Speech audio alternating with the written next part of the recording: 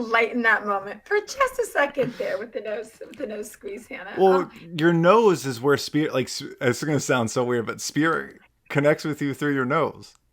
so I do. I will get this funny little tickling on my nose, you guys. I get this little tickling sensation, like someone's taking a feather and tickling your nose with it, or I get like the little taps, or like someone's putting cobwebs on your skin. It's just that physical connection to that energy around you. Kind of like just like someone's like, "Oh, that's weird." I'm like, "No, walk into a warm room. How does your body respond to the heat? Walk into a cool room, a breeze."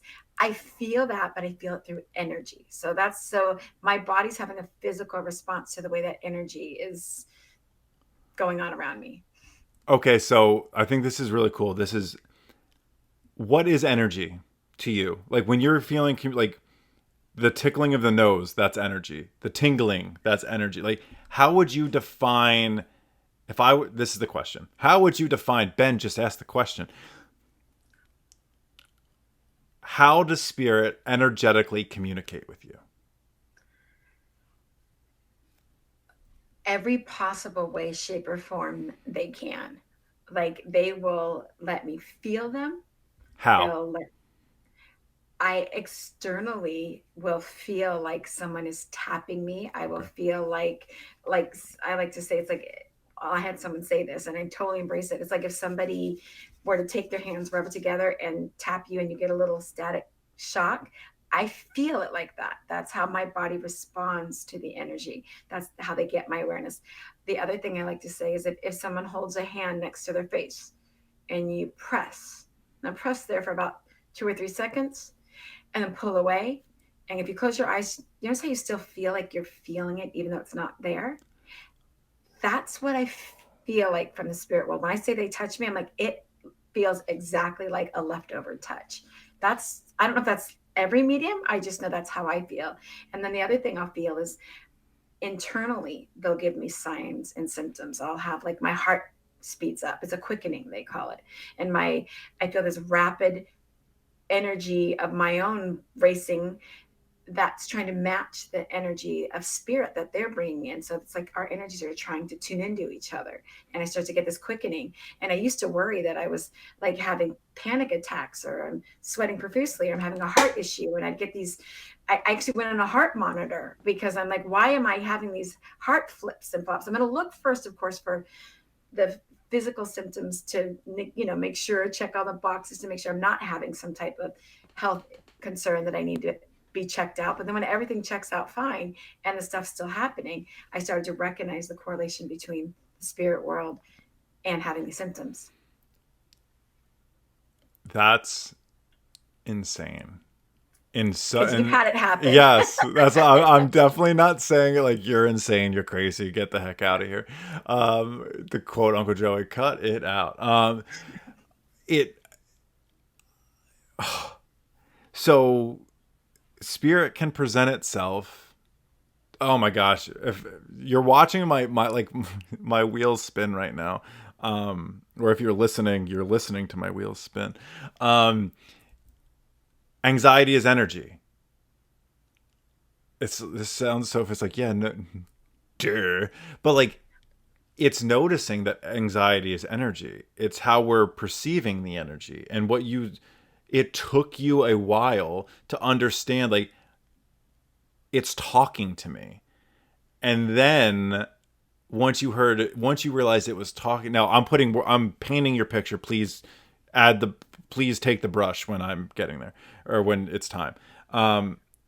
Then you started listening and you started changing your perspective, your perception, and do you still do you still feel it as anxiety or do you now internalize it as this is spirit? I ask, I say, if this is of me, um, let me see. And if not, leave it be. Like I actually have that little saying to myself, preschool teacher, I gotta have my little chimes, my little rhymes. But it opens up to the and then I sit with it and see. And I'm like, okay. And then spirit's intelligent, because this is an intelligence, say, move in and come and move in quicker to me. Give me the sensation where or I'll ask, back this off, please. Pull this away. And that interaction I've learned to trust and recognize and have that authority to know that I can tell spirit to step forward and move back. And then yeah, enough times of doing it, I see the pattern, I see the communication, I see the connection. I'm able to understand this new language better. Because you're right, it's 100% a language. So if you're listening and you're kind of like, hey, these people are full of it, energy, spirits aren't my jam, I'm surprised you've made it this far. Um, but it's remembering, like, okay, this is you talking to your anxiety. This is you talking to just an energetic field saying, hey, communicate with me. And if I'm and it's, I hear it all the time, talk to the universe. It talks back. So it's like, okay, like, hey, can you lighten this a little bit? It's not going to just magically take it away from you. I think, in my experience, it's going to present you ways in which you can then lower the energetic feeling. It's just like one of my favorite things is like if I asked God for patience, it wouldn't give me patience. It'd give me all of the things to build patience. So that's what you're doing by communicating with it, right? Is you're learning how to listen. Hannah, you're like dropping mics over here. It's why meditation is so important, and why taking that time to still your mind. Obviously I have ADHD and I flap my arms, and I tick and I miggle and I ziggle, and I'm a very active, fast talking, moving little critter. No any other way to describe it. A moving And little critter. and and so learning that that spirit was having to work through a whole lot of busy to get my attention, but learning how that stillness was that opportunity to listen closer to spirit. And what they do is, this is how they did it for me, is they make me curious. They'll send me a little sign and go, if she's curious, you know, she gets quiet, she gets still, she leans in more, right? Because when you want to hear more, what do? You kind of stop, jot, hold still. It's very hard to get me to do. So they send me this little trail of treats, as one of my friends like to say. I don't know who, somebody like you might say something like this. So they'd send me these little trail of treats my way.